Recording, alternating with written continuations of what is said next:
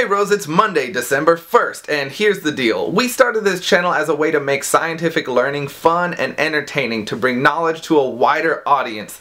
But in the last month or so, I haven't really posted anything too science-y, and here's why. I am always studying. For my brain, learning is like a drug, like I actually can't stop. But usually I'm studying scientific fields, which makes making a video about said fields pretty easy, since I'm already thinking about them a lot. For example, we have a pretty popular video from about a year ago called Drunk Science, in which I got drunk and talked about nuclear particle physics. It's a pretty fun video, however, it wouldn't have been possible at all had I not just completed an online course in nuclear particle physics. Well, now my studies have temporarily shifted. Since we've been doing this video thing for well over a year now, I have become fascinated with everything to do with the filmmaking process. I've always loved movies, and growing up I would often find myself thinking about what it would take to make them while watching them. Well, now that I, in a very, very general sense, just barely kind of have my foot, or rather my toe, in the door of this industry, I have been doing everything I can to study and learn everything about the filmmaking process. Hence the lack of science videos lately. Not that there's anything wrong with talking about filmmaking or the film industry, that just doesn't really line up with our channel that much. However, on that note, there may be some things happening in the near future of Nathan and Rose, so stay tuned.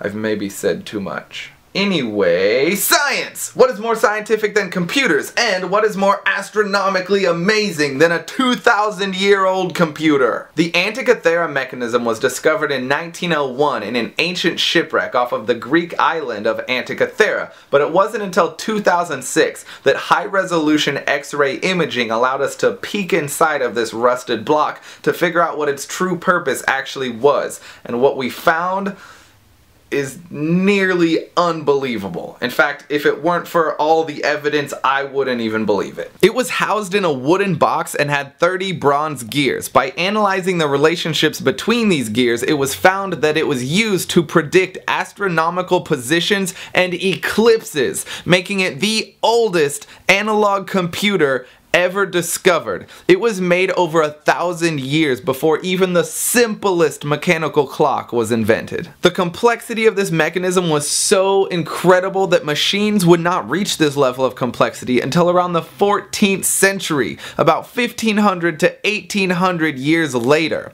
The mechanism was like a highly designed, fine-tuned clock, but back in a time when sundials were still used to tell time, and would be for another 1200 years. So what happened to this thing? Imagine what the world would be like if this machine hadn't been lost to humanity. Maybe, and this is just a maybe, there was an instruction manual, or better yet, a construction guide for this machine in the Library of Alexandria, which unfortunately was burned down just a couple hundred years after this device was invented. Then the world fell into what we call the Middle Ages, or more appropriately, the Dark Ages, a time when science and education were replaced with religion, war, torture, and a lot of scary things. This went on from the 5th century to the 15th century until the scientific enlightenment finally took over and allowed us to discover our solar system and make peace with neighboring countries and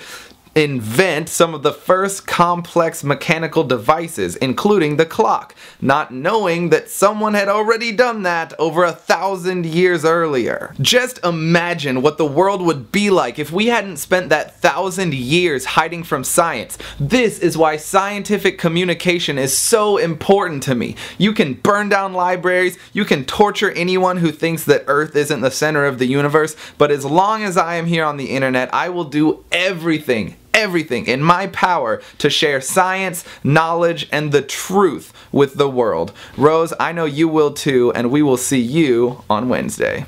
For a really awesome explanation about the Antikythera mechanism, check out the video in the description in which a model of the mechanism was made out of Legos. It is a really awesome way to visualize how complex of a computer it actually was. Nowhere near complex as our computers, obviously. In fact, I bet the computer you're using to watch this right now is so sophisticated that you could even use it to click this subscribe button. I bet you could. Why don't you give it a try? I bet it'll work. Bye.